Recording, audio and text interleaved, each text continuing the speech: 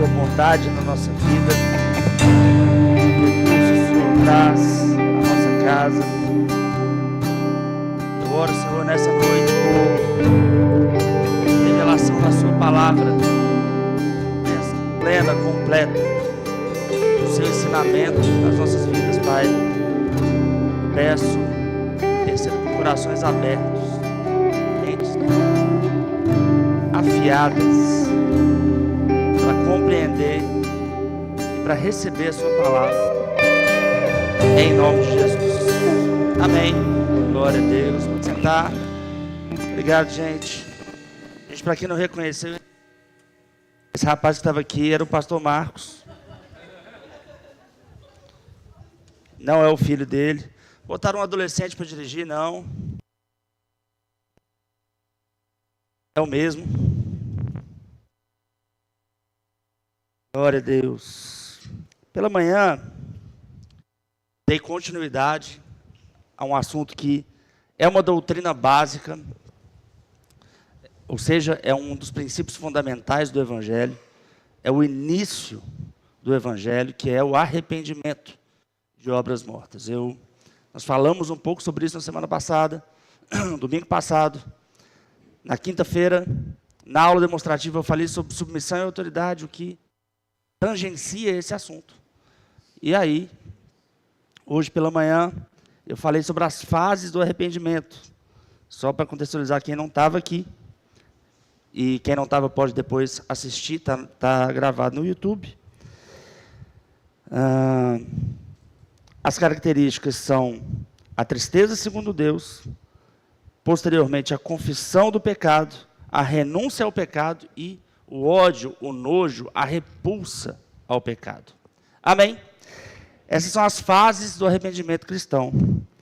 E falei que hoje à noite eu falaria um pouco sobre a diferença entre o arrependimento e o remorso. Eu não posso dizer que são sentimentos, né? Mas eles se traduzem em sentimentos. São parecidos para muita gente, mas que têm um efeito diferente na vida da pessoa, na vida do ser humano. E eu queria falar algo que eu ouvi, na verdade que eu li, C.S. Lewis falando, eu já repeti aqui isso algumas vezes, mas a igreja, ela recebe todas as pessoas. Amém, gente? A gente não pode colocar, e não é bíblico, pelo contrário, eu não posso colocar nenhum tipo de filtro na porta da igreja. Eu não posso dizer tal tipo de pessoa com tal tipo de característica ou tal tipo de pecado não entra. Eu não posso dizer.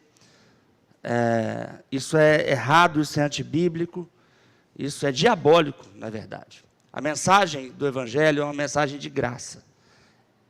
É uma porta realmente aberta. Às vezes o povo de igrejas muito tradicionais, né? Igrejas muito religiosas mesmo, costumam falar que igreja que prega sobre graça é a igreja da porta larga. Quem já ouviu isso? Porta larga, que todo mundo entra. Gente, mas o que Jesus falou sobre porta estreita é outra coisa. A igreja tem que ser acolhedora. Ela precisa ser acolhedora. Sabe por quê? As pessoas passam por diversas coisas na vida. Você não escolheu a criação que você teve. Você não escolheu o que você passou na sua infância.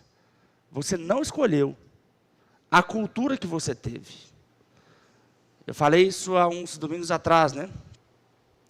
A gente simplesmente absorveu e lidou com a forma que a gente conseguiu, com o que o mundo nos entregou até hoje. Essa é a maior dificuldade do ser humano, inclusive em se arrepender.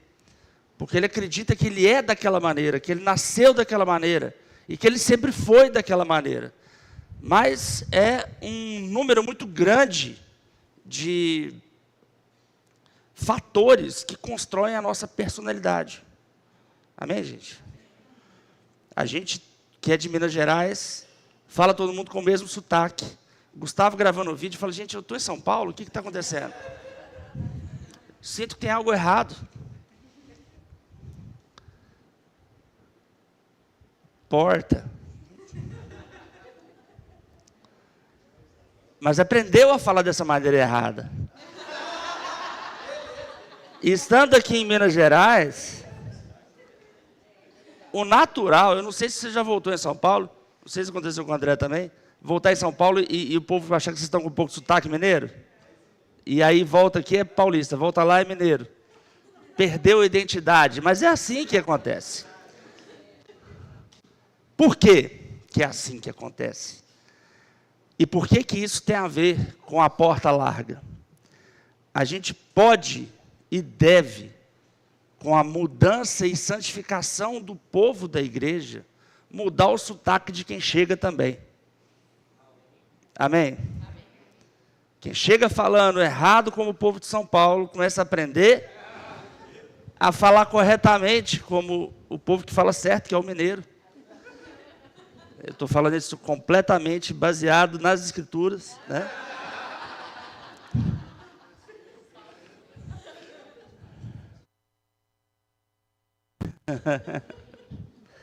Estou brincando, viu, gente? O pastor falou heresia, cala a boca. Então, ó. Mas nós realmente aprendemos uns com os outros, e sabe? Não dá para deixar lá fora a pessoa que quer ter o contato com a palavra e se transformar com o contato com o Evangelho e o contato com o povo de Deus. Amém? Então a gente recebe quem? Todo mundo. Amém? Todo mundo. Em qual circunstância? Qualquer circunstância. Em qual tipo de pecado? Todos eles. Porque, na verdade, o pecado não é uma atitude. Não é você fazer A, B ou C, fazer isso, aquilo, aquilo outro, gostar disso, gostar daquilo. Isso não é o pecado.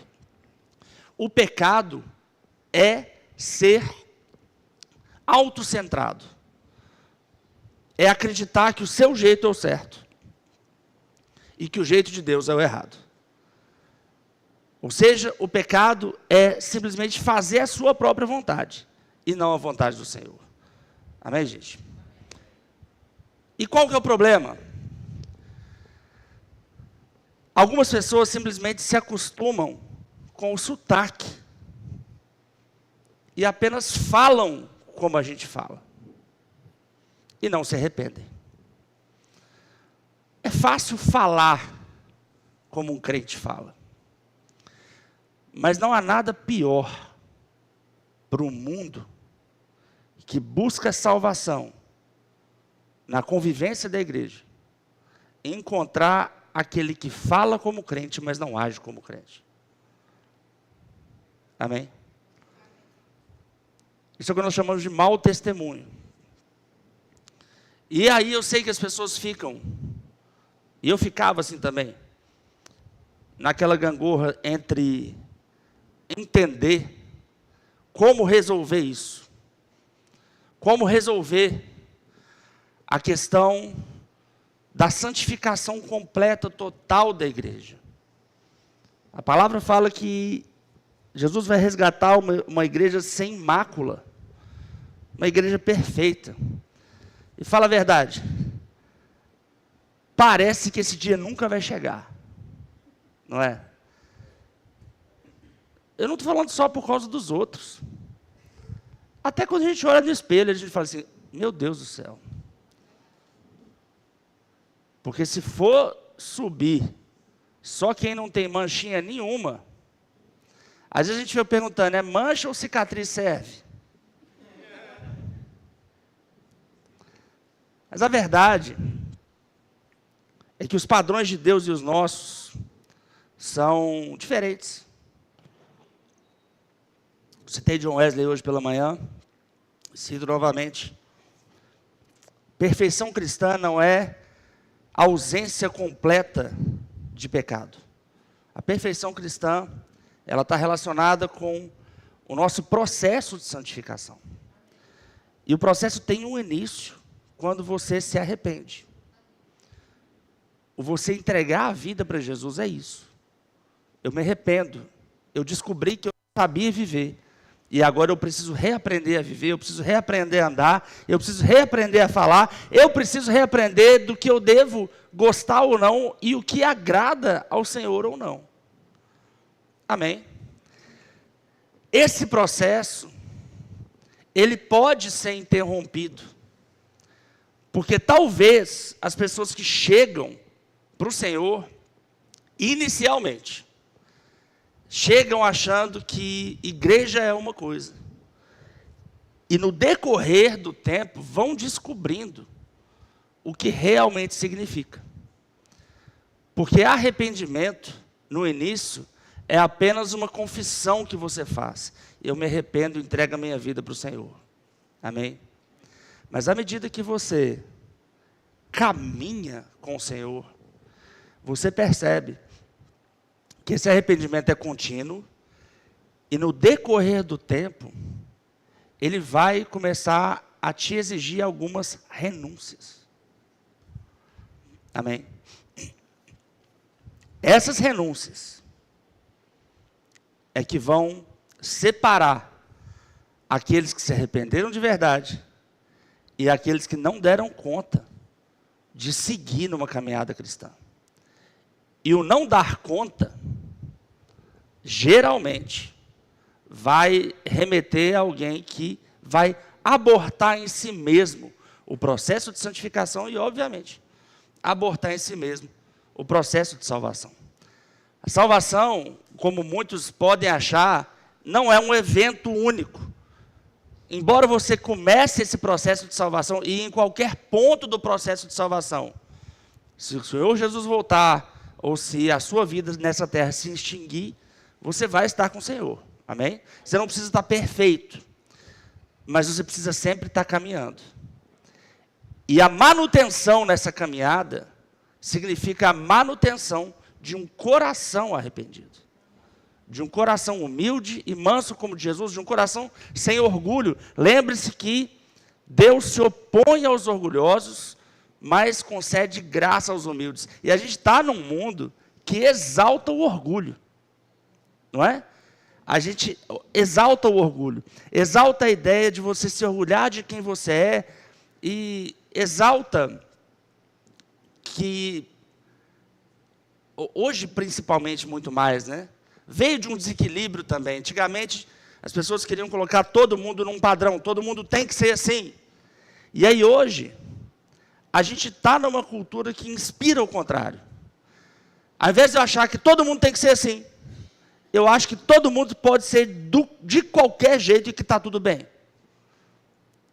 E eu e você vivemos nesse tempo de hoje. Não importa quantos anos você tenha. A gente acostumou com isso.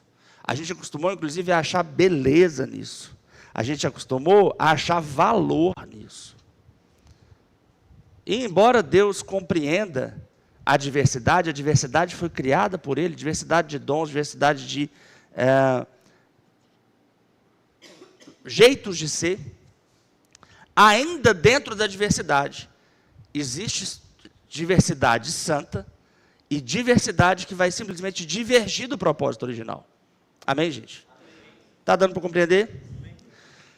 O arrependimento nada mais é do que você colocar diante de Deus tudo o que você é e pensa, o tempo inteiro, porque nem eu nem você temos condições de resumir quem nós somos em apenas uma única confissão.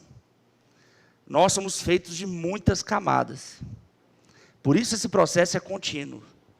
Inicialmente a gente simplesmente se arrepende, a gente nem sabe de quê. E à medida que o tempo vai passando, os dias vão passando, a gente vai percebendo. Irmãos, eu nunca deixei de perceber isso na minha vida. Pontos em que, não é que eu posso melhorar, é que esse pensamento, esse entendimento meu, esse meu jeito de agir aqui, parece muito correto, se eu contar para todo mundo parece correto, mas se eu colocar diante da palavra, diante de Deus, não é. Amém? Por isso que a leitura e a exposição da palavra contínua é essencial. Porque à medida que o tempo passa, eu percebo que antes eu fazia coisas tranquilamente, dentro da igreja, falava com as pessoas sobre algumas coisas, e que hoje eu falo, não, Jesus jamais teria feito isso como eu fiz. Mesmo que não fosse algo que ao povo parecesse pecado, porque a mim também não parecia, mas futuramente eu descobri que eu precisava tratar aquilo na minha vida. Eu não sei o que está passando pela sua cabeça agora, ouvindo o que eu estou falando, mas eu posso te garantir, tem coisas que você faz e pensa, e que o Senhor tolera simplesmente porque o seu crescimento espiritual não chegou ainda no ponto onde você precisa mudar isso. Vocês estão bem? Crescimento espiritual, ele só existe pelo exercício contínuo de arrependimento. Por isso que às vezes é tão difícil lidar com pessoas que viveram em igrejas em que não se falava sobre isso. Em que a ideia era simplesmente você vir e você receber a palavra, vem, congrega, vai, vem, dá o dízimo, serve, volta para casa. Ah, estou 20 anos de igreja, às vezes tem 20 anos de igreja. Mas 20 anos achando que todo mundo é pecador, e está todo mundo bem. E permanece todo mundo do jeito que quiser, e cada um tem seus defeitos. Mas se fosse assim, a palavra não falaria tanto sobre santificação. Jesus não oraria por nós acerca de santificação. E às vezes, quando as pessoas têm um encontro real com a palavra, um encontro com o ensino, elas percebem que, na verdade, elas aprenderam a frequentar a igreja, mas nunca se arrependeram. Você está bem? Estão com a cara estranha, domingo à noite. Estão pensando na segunda-feira já? Calma que tem mais para hoje. Eu vou te mostrar 2 exemplos muito claros, muito famosos, sobre como se comporta o arrependimento e como se comporta o remorso. Amém?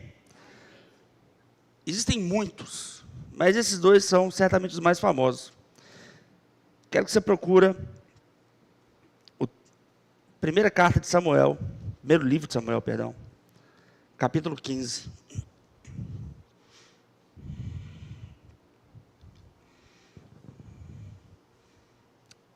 Primeiro de Samuel 15. Samuel era o profeta que havia ungido o rei Saul. 1 Samuel 15, 1. Samuel disse a Saul: eu sou aquele a quem o Senhor enviou para ungí-lo como rei de Israel, o povo dele. Por isso, escute agora a mensagem do Senhor. Assim diz o Senhor dos Exércitos: castigarei os amalequitas, pelo que fizeram a Israel, atacando-os quando saíam do Egito. Agora vão, ataquem os amalequitas e consagrem ao Senhor, pela destruição, tudo o que lhes pertence. Não os poupem. Olha que instrução terrível, irmãos. Matem homens, mulheres, crianças, recém-nascido, boi, ovelha, camelo, jumento, porquinho da Índia, o que tiver lá, vai sobrar nada. Pastor, mas que instrução estranha de Deus. Irmãos, eu quero que você foque aqui, não na instrução. Entenda que a revelação da Bíblia é progressiva. Entenda que o jeito que Samuel entendia as instruções e os motivos são progressivos.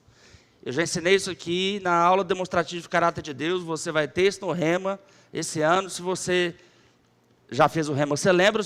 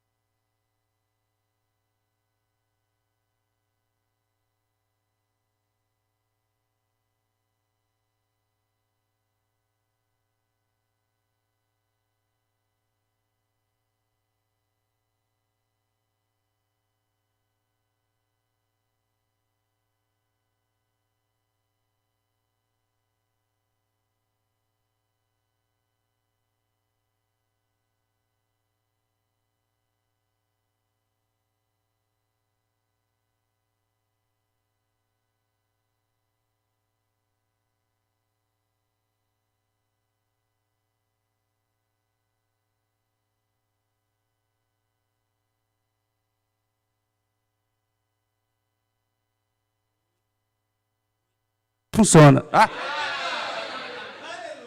Mas foi o de cá, viu, Danilo? Eu devo tentar continuar.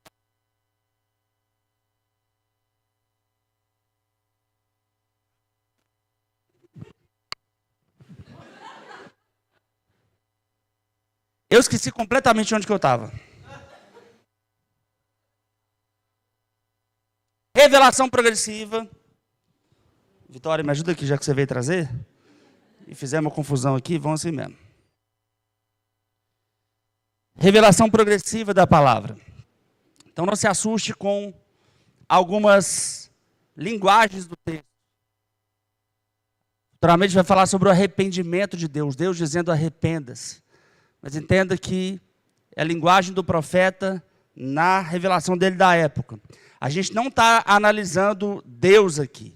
A análise que nós estamos fazendo aqui é na resposta e no coração de Saul. Amém? Então vamos lá. Mandou matar todo mundo. E entenda que Saul recebeu isso como uma instrução divina. Amém? Versículo 4. Então convocou Saul os homens e os reuniu em Telaim. 200.000 soldados de infantaria e 10.000 homens de Judá. Saul foi à cidade de Amaleque e armou uma emboscada no vale. Então disse aos queneus: retirem-se e saiam do meio dos amalequitas para que eu não os destrua junto com eles. Pois vocês foram bondosos com os israelitas, blá, blá, blá, blá, tudo bem, ótimo, tal. Versículo 7. E Saul atacou os amalequitas por todo o caminho desde Avilá até Sur, a leste do Egito. Capturou vivo Agag, rei dos amalequitas, e exterminou o seu povo. Mas Saul e o exército pouparam Agag, e o melhor das ovelhas e dos bois, os bezerros gordos e os cordeiros. Pouparam tudo que era bom, mas a tudo que era desprezível e inútil, destruíram por completo. Pergunta, e a resposta é óbvia e retórica. Saul obedeceu a Deus? Não. Obedeceu como? Parcialmente. Ele teve uma ideia melhor do que Deus. E eu queria conversar com você sobre a ideia. Quando eu li o que Deus mandou fazer a primeira vez, eu me assustei com mandar matar até os recém-nascidos. Não é? E talvez você falasse, não, recém-nascido eu não ia ter coragem não. Mas não foi esse pensamento de Saul, não. Ele não quis matar, foi o rei e os melhores bichos. Amém? Então veja que não é sobre uma questão de piedade às crianças, até porque era um povo extremamente bárbaro, né? Numa época extremamente agressiva, contra um povo que era um povo extremamente agressivo também, os amalequitas, né? Eu não tenho certeza disso que eu vou falar, e não importa, mas eu vou falar assim mesmo. Eu li em algum lugar que eles praticavam coisas de canibalismo. Era um povo com uma cultura extremamente nociva. Mas enfim, tanto faz. O que acontece é que Saul não seguiu a instrução do Senhor. Amém? Segura aí um pouquinho. Depois a gente volta nesse texto. E vamos no segundo livro de Samuel. No capítulo 12. Perdão, 11. Segundo livro de Samuel, capítulo 11, versículo 2. Uma tarde, Davi levantou-se da cama e foi passear pelo terraço do palácio.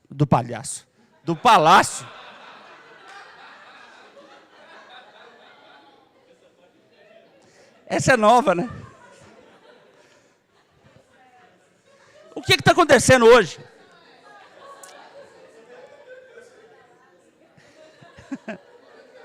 Calma!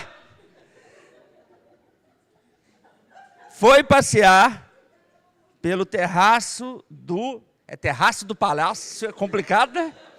Não sabia que era tão difícil falar isso, não. Pelo terraço do palhaço. Não. E aí, do terraço, viu uma mulher muito bonita tomando banho. E mandou alguém procurar saber quem era ela. Disseram-lhe, é Batseba, filha de Eliã, e mulher de Urias, o hitita. Davi mandou que a trouxessem.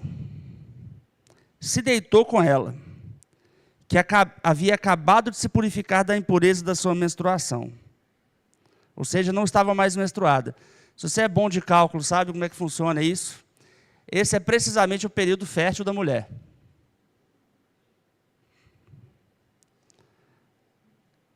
A mulher engravidou e mandou um recado a Davi dizendo que estava grávida.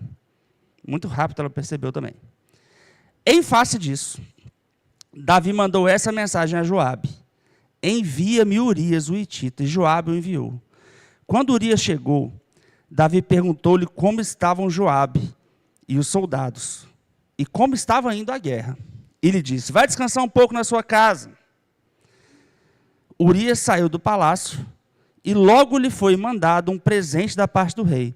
Mas Urias dormiu na entrada do palácio, onde dormiam os guardas de seu senhor, e não foi para casa.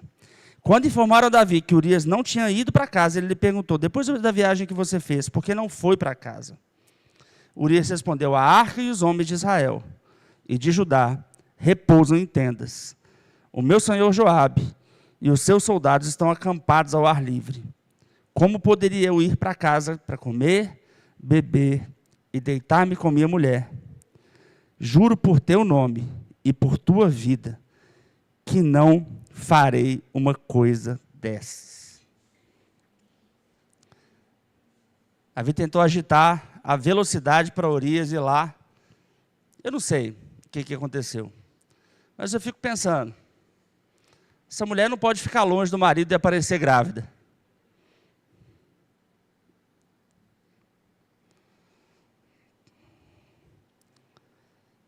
E aí, por uma questão de lealdade, Urias falou, não, eu tenho trabalho para fazer ainda, que maluquice é essa, eu não posso descansar ainda. Coçando a cabeça. Então Davi lhe disse, fique aqui mais um dia, amanhã eu o mandarei de volta. Urias ficou em Jerusalém. Mas no dia seguinte, Davi o convidou para comer e beber, e o embriagou. À tarde, porém, Urias saiu para dormir em sua esteira, onde os guardas de seu senhor dormiam, e não foi para casa. De manhã, Davi enviou uma carta a Joabe por meio de Urias. Nela escreveu, ponha Urias na linha de frente e deixe-o onde o combate estiver mais violento, para que seja ferido e morra. Como Joabe tinha cercado a cidade, colocou Urias no lugar onde sabia que os inimigos eram mais fortes.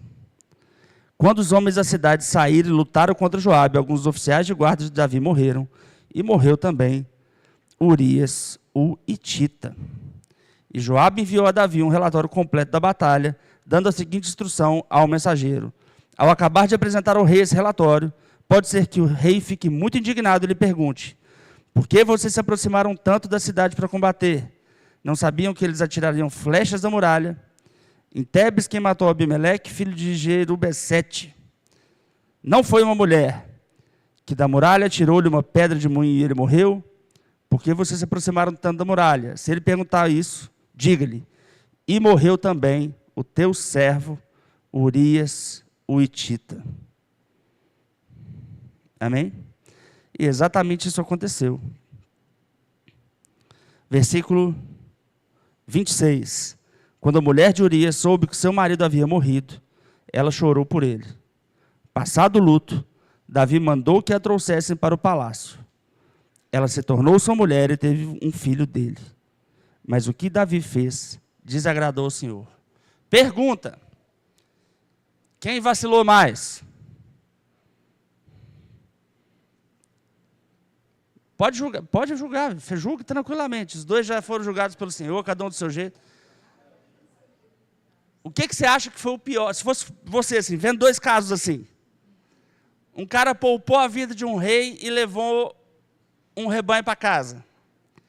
O outro pegou a mulher do cara em segredo, sendo que não tem uma história que... Eu já vi muita gente tentando falar, era de dia, essa mulher estava tomando banho, ela estava se mostrando para Davi. Que conversa fiada, horrorosa. Não tem nada disso no relato bíblico. O relato é de um rei que achava que podia fazer tudo, mandou buscar a mulher e, de uma certa forma, a violentou. Amém? Eu não sei o que você pensa, mas eu acho que o pecado de Davi foi maior. Até porque o pecado de Davi era irreversível. O de Saul, não. Era só terminar de matar todo mundo.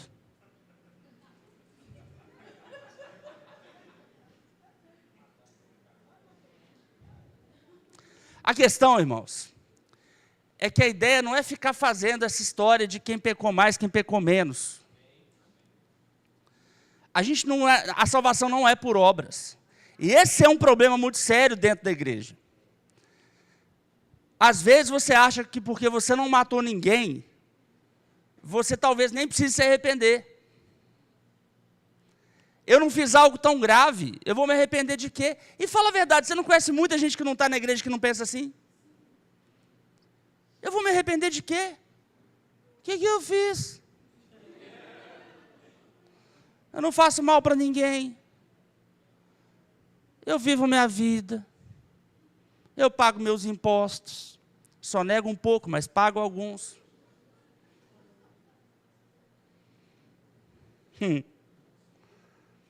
Ah, não. Eu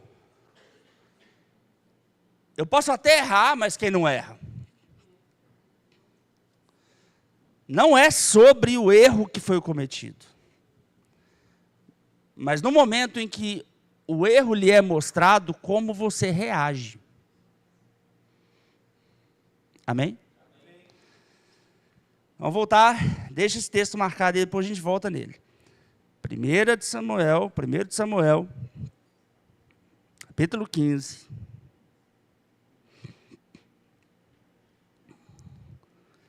Versículo 10. Então o Senhor falou a Samuel: arrependo-me de quê? De ter constituído a Saul rei, pois ele me abandonou e não seguiu as minhas instruções. Samuel ficou irado e clamou ao Senhor toda aquela noite. De madrugada Samuel foi ao encontro de Saul, mas lhe disseram: Saul foi para o Carmelo, onde ergueu um monumento em sua própria honra, e depois foi a Gilgal. Aí a gente começa a enxergar algo que não enxergávamos em Davi. Saul não desobedeceu a Deus por um impulso carnal. Saul desobedeceu a Deus porque ele achava que ele sabia mais do que Deus e que a ideia dele era melhor do que a de Deus. Por que ele acha isso? Alguém que cria um monumento à sua própria honra. Alguém que se autoexalta, tirou Deus do caminho. Há muito tempo. O poder tem essa capacidade de fazer isso com as pessoas. É por isso que o amor ao dinheiro é a raiz de todos os males. Um amor exacerbado ao dinheiro é simplesmente: eu quero ter o controle da minha vida. Eu quero que ninguém mande em mim, eu não quero depender de ninguém. Tudo isso parece muito bonito. Mas deixa eu te perguntar, o problema de depender de alguém é o problema de ser humilhado? É, não é? Eu entendo. A gente tem que trabalhar, a gente tem que produzir, e a gente tem que ser produtivo na nossa vida, nós somos criados para isso. Mas, ao mesmo tempo, nós somos interdependentes uns dos outros. Você quer saber como é que você é dependente? Se eu te pegar agora e te botar numa máquina do tempo, te levar 300 anos atrás, talvez você vai chegar lá e falar assim, gente, olha, deixa eu te falar uma coisa. No futuro, a gente tem um fogão a gás. Ah, é? Como é que é? Você só liga, aperta e sai fogo. Aí você pensa, olha que bom, me ensina a construir um. Você sabe?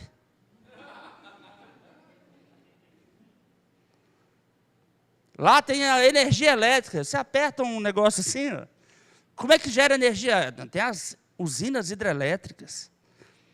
Queda d'água que vai girando o motor. Ah, me ajuda a construir um, você sabe? Você, 300 anos atrás, ia morrer rápido. Provavelmente de varíola.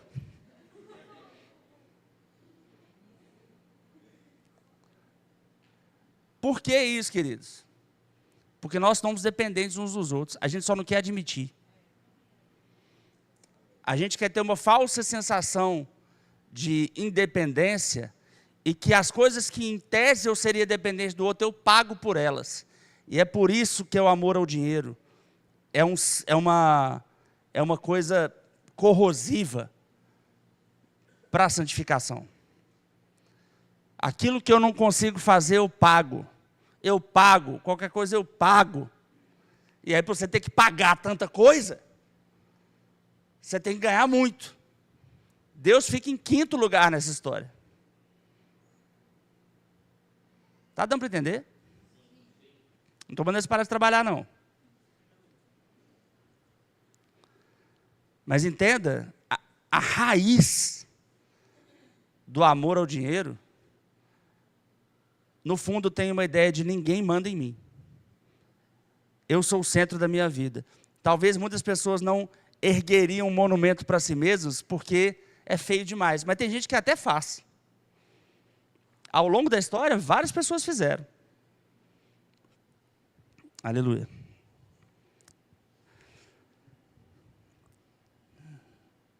Versículo 13. Quando Samuel o encontrou, Saul disse, o Senhor o abençoe. Segui as instruções do Senhor. Olha que mentiroso sem vergonha. Você acha que ele mentiu aqui? Ou ele acreditou na mentira? Não sei. Mas tem muito mentiroso que é assim, né? Ele mente para si mesmo primeiro. E ele fica com muita raiva quando você chega para ele e fala que ele mentiu. Que ele acha um absurdo duvidar da mentira dele. Duvidando de mim? Mas você mentiu. Não, não importa. Primeiro eu quero saber por que você duvida de mim. Porque você mentiu. Não. Segui as instruções do Senhor, mentiroso. E Samuel, porém, perguntou, então que balido de ovelhas é esse, que eu ouço com meus próprios ouvidos? Que mugido de bois é esse que eu estou ouvindo? Respondeu Saul, e aí vem uma justificativa.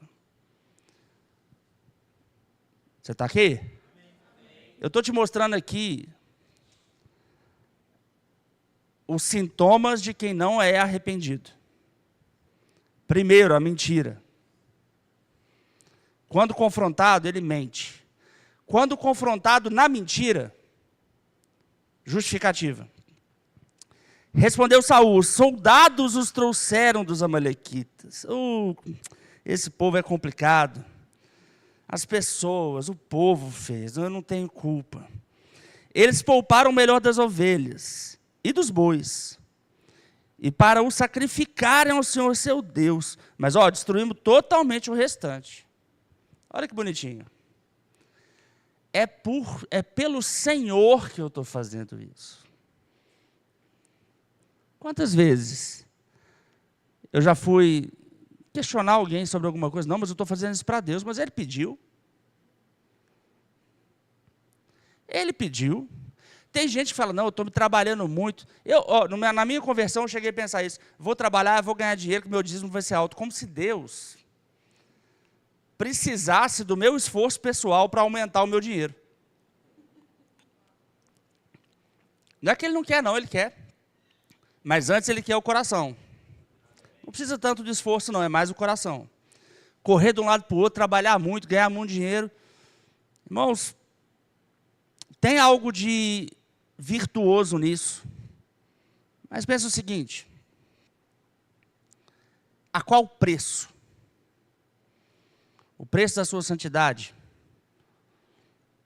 Não, mas eu posso dar uma boa vida para minha família. Eu vou... Família semana que vem. Vamos lá.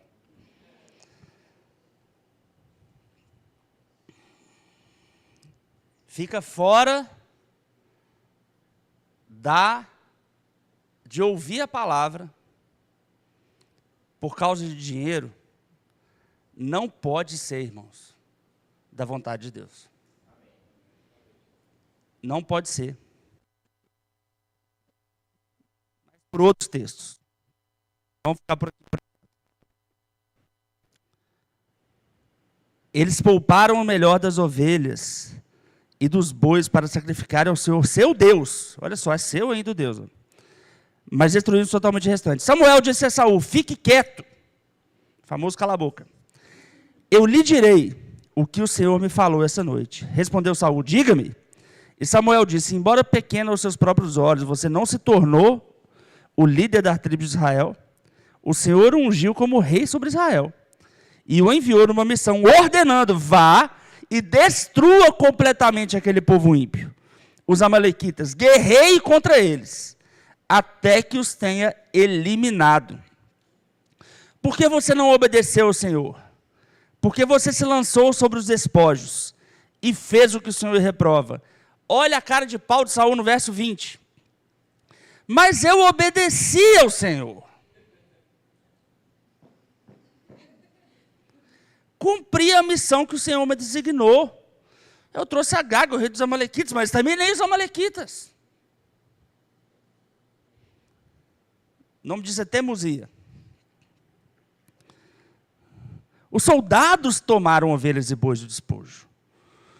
O melhor do que estava consagrado a Deus para a destruição, a fim de que os sacrificaram ao Senhor, seu Deus, em Gilgal. Tipo assim, eu estou certo. O Deus que falou com você está errado. Eu estou certo. O que você está me trazendo é pior do que a minha ideia. Talvez você está pensando assim, mas é mesmo. E aí eu acho interessante a arrogância humana. Ainda hoje, 2026. Porque, cuidado, irmão, esse pensamento. Uma vez uma pessoa fez um verbo diário, falando sobre Caim e Abel. E a pessoa falou assim: gente, mas eu achei um absurdo também aceitar a oferta do meu irmão e não aceitar a minha. Eu ia ficar com a mesma raiva que Caim ficou. Eu falei assim: cuidado. Porque se você olha o lado do que perdeu e se identifica com ele, pode ser que o seu coração está formatado do jeito que o diabo fez.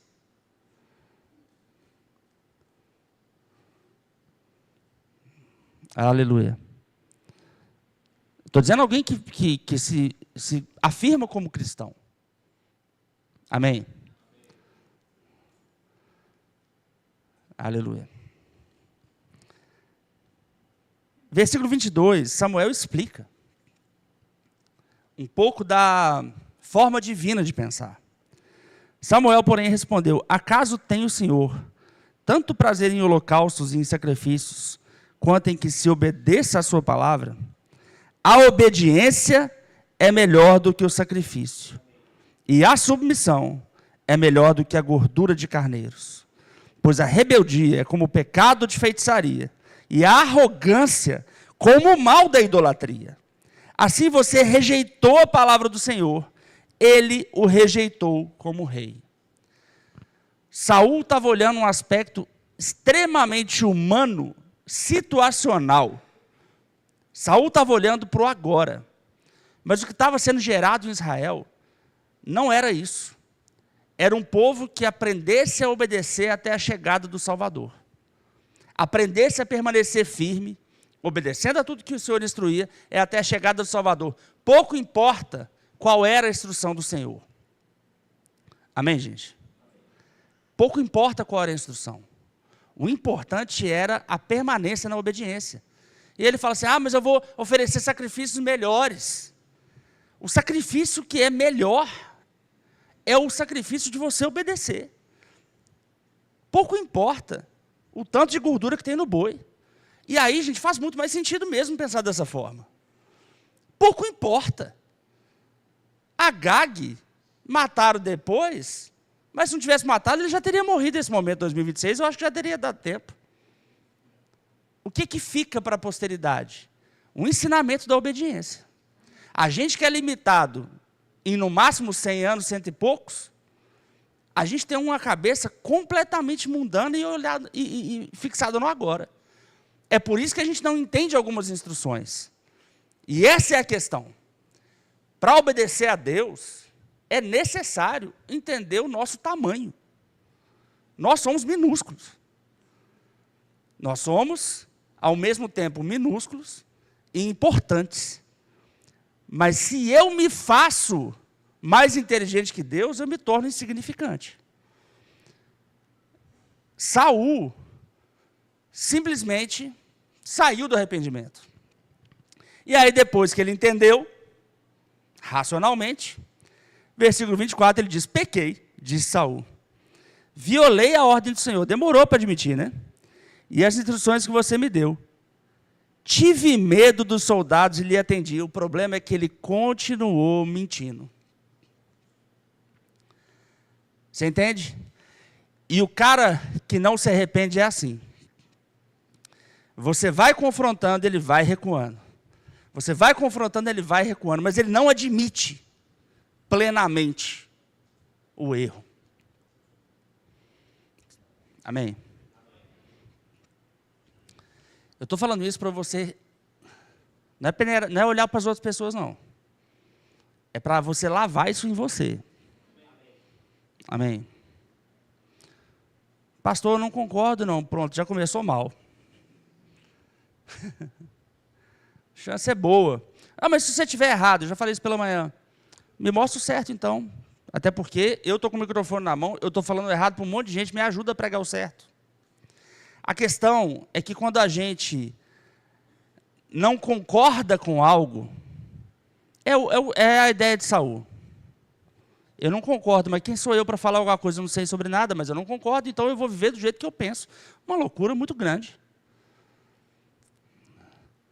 E, gente, eu sou humilde, viu? Se você me chegar e a sua ideia for melhor do que a minha, eu recebo.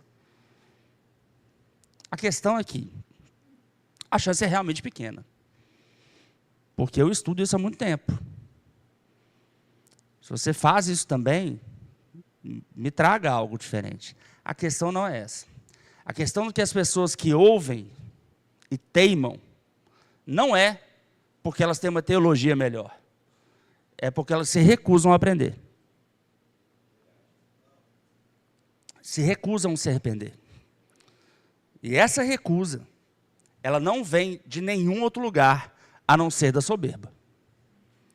Eu me recuso a aprender porque não importa se você está certo ou errado. Importa que vai ser do meu jeito. É a minha vida e ponto final. Irmãos, falei isso pela manhã também. Eu gosto dessa resposta. Porque a minha pregação, ela não existe para salvar. A minha pregação, ela existe em expor a verdade. Se você for salvo pela verdade, glória a Deus, eu vou ficar muito feliz. Mas se você rejeitar a verdade, ela funcionou do mesmo jeito. Amém? Ela funcionou. Tem pessoas que vão rejeitar a verdade. E tem pessoas que não vão. A vontade de Deus é receber todo mundo como está. Purificar a nossa vida. Melhorar a nossa vida. A vontade de Deus, como Paulo diz em Romanos 12, é boa, perfeita e agradável. Amém? Agora, ela só pode ser feita na nossa vida a partir do arrependimento. Essa recusa constante de receber, essa recusa constante de aceitar a verdade, ela traz o que vai acontecer aqui. Tive medo dos soldados e lhe atendi. Versículo 25. Agora eu lhe imploro, perdoe o meu pecado e volte comigo para que eu adore o Senhor. Ele estava pedindo não perdão, irmãos. Ele estava pedindo absolvição. Porque o perdão, ele é concedido conforme arrependimento. O perdão não é concedido depois que acabaram as suas desculpas.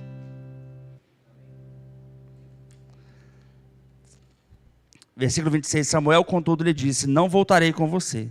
Você rejeitou a palavra do Senhor, e o Senhor o rejeitou como rei de Israel. Quando Samuel se virou para sair, Saul agarrou-se à beira do manto dele, a barra do manto dele, perdão, e o manto se rasgou. E Samuel lhe disse, o Senhor rasgou de você hoje o reino de Israel, e o entregou a alguém que é melhor do que você. Aquele que é a glória de Israel não mente nem se arrepende, pois não é homem para se arrepender. E Saul repetiu, pequei. Agora, olha só, honra-me perante as autoridades do meu povo e perante Israel. Volte comigo para que eu possa adorar o Senhor, seu Deus. Tudo bem, me tira, não sou rei mais, mas me honra. Tá tudo bem. Volta para a segunda carta, segundo livro de Samuel, no capítulo 12 agora. Versículo 1.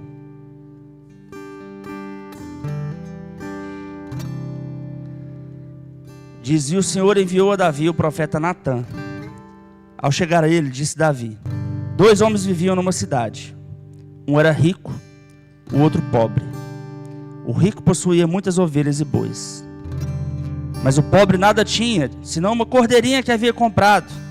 Ele a criou, ela cresceu com ele e seus filhos. Ele comia junto dele, bebia do seu copo e até dormia em seus braços. Era como uma filha para ele. Certo dia, um viajante chegou à casa do rico. E este não quis pegar uma de suas próprias ovelhas ou de seus bois para preparar-lhe uma refeição. Em vez disso, preparou para o visitante a cordeira que pertencia ao pobre. Então Davi encheu-se de ira contra o homem e disse a Natã, juro pelo nome do Senhor, que o homem que fez isso merece a morte. Deverá pagar 4 vezes o preço da cordeira, porquanto agiu sem misericórdia. Então Natã disse a Davi, você é esse homem. Assim diz o Senhor, o Deus de Israel, eu o ungi de Israel e o livrei das mãos de Saul. Dele a casa e as mulheres do seu senhor. Dele a nação de Israel e Judá. Dele tudo isso. E se tudo isso não fosse suficiente, eu lhe teria dado mais ainda. Porque você desprezou a palavra do Senhor, fazendo o que ele reprova. Você matou Urias o Hitita com a espada dos amonitas e ficou com a mulher dele. Versículo 10 ele diz, olha, por isso a espada nunca se afastará da sua família, pois você me desprezou e tomou a mulher de Urias o Hitita para ser sua mulher. E assim diz o Senhor, de sua própria família trarei desgraça sobre você. Tomarei as suas mulheres diante dos seus próprios olhos e as darei a outro. E ele se deitará com elas em plena luz do dia. Você fez isso às escondidas, mas eu o farei diante de todo Israel em plena luz do dia. Então Davi disse a Natã, pequei contra o Senhor. E Natã respondeu, o Senhor perdoou o seu pecado, você não morrerá. Entretanto, uma vez que você insultou o Senhor, o menino morrerá.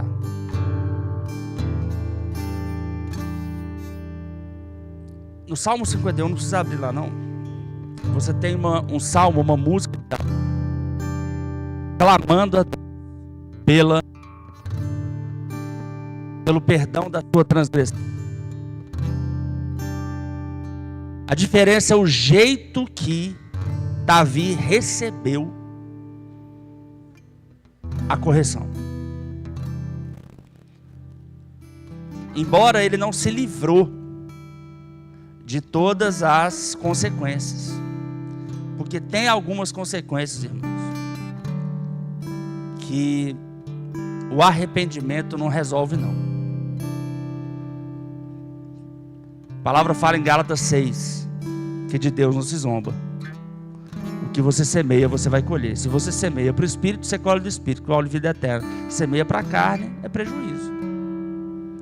São leis naturais. Eu sei que o que a gente gostaria que fosse feito era o contrário. Deus perdoa e absolve todos os meus erros. E Deus me dá de graça aquilo que eu não mereço. E muitas pessoas procuram a igreja buscando essa teologia. E essa teologia não existe. Porque essa teologia é injusta. E nosso Deus é um Deus de justiça. Deus só pode nos dar de graça todas as coisas, porque isso foi conquistado por Jesus Cristo na cruz. É por isso que Jesus teve que morrer. Ele morreu para conquistar direitos que nós não merecemos. Amém? Agora, nós alcançamos essa vereda do justo através de uma vida de contínuo arrependimento, constante arrependimento. Eu me arrependo primeiro de tudo, até do que eu não sei, e à medida que eu vou crescendo na palavra, eu vou buscando em mim novas coisas, novos caminhos na minha própria vida que eu preciso consertar. C.S. Lewis fala, né? Que na igreja a gente tem as piores pessoas e as melhores pessoas. Por que nós temos as piores pessoas? As melhores pessoas está fácil, né? São as pessoas que chegaram e estão buscando a santificação. E a cada ano que você volta na igreja, aquela pessoa que é boa, ela vai estar melhor ainda. Amém? O problema é que as piores também. Porque talvez a igreja é o único lugar que acolhe um tipo de pessoa que o mundo todo já rejeitou. Algumas dessas pessoas entram num caminho de melhora. Outras conseguem entrar num caminho de esconder a sua podridão. E durante um bom tempo conseguem enganar a igreja. Amém? Até porque, num certo momento, não dá para saber se o que está acontecendo com a pessoa é um processo de santificação normal ou não. Algumas pessoas simplesmente não aguentam ouvir sobre santificação. E aí tem 1000 gatilhos na sua mente para dizer que aquilo não precisa, ou que aquilo é careta, aquilo não é para mim, daqui a 20 anos eu volto. Não sei. Tem várias formas. Enquanto algumas pessoas simplesmente são psicopatas. Conseguem fingir durante algum tempo. E Deus não revela isso para a igreja? Não. Olha que raiva. Adoraria que revelasse. Mas o jeito dele não é esse. O jeito dele é de aguardar o tempo do arrependimento. Você percebe que com Davi não teve muita discussão, não. Não é porque Natan era mais de boa e Samuel mais pesado, não. É porque Deus conhece os corações. Deus sabe se você se arrependeu de verdade ou não. Ainda assim existe tempo. Ele te dá tempo para você se arrepender. Você pode se arrepender rápido, ou você pode ir enchendo o cálice da maldade em você. Chega um momento que entorna. Que momento é esse? Aí é que tá. Nem eu nem você sabemos. É por isso que não existe essa de ficar brincando com o pecado, de ficar procrastinando, postergando a sua santificação. Existem coisas que você vai colher do pecado nessa vida, principalmente se você ignorou uma ordem divina, ou se ignora constantemente ordens divinas. Existem coisas que Deus pode te livrar sim, Mas a gente não tem que pensar no que Deus pode me livrar ou não. Não é uma roleta, a nossa vida não pode ser uma roleta. A segurança em Cristo está em viver pela fé. E viver pela fé é viver ouvindo e praticando o que Deus nos ensina.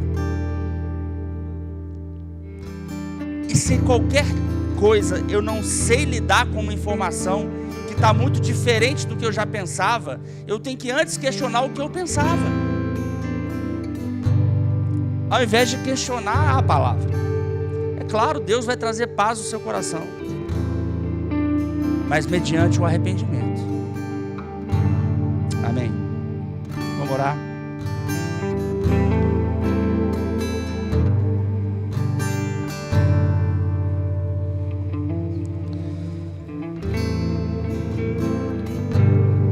Feche seus olhos. Fique ligado apenas no Espírito.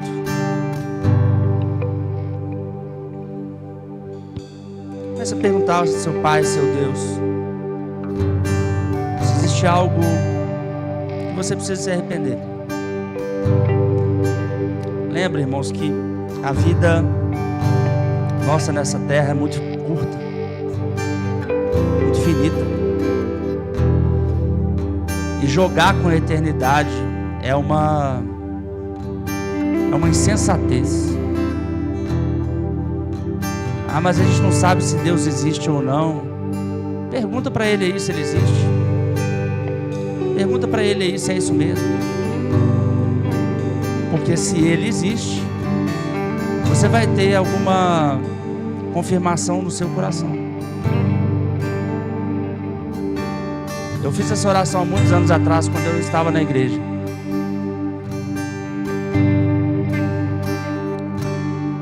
Eu não chamava nem Ele de Pai, nem de Senhor. Eu falava: Deus, se você existe,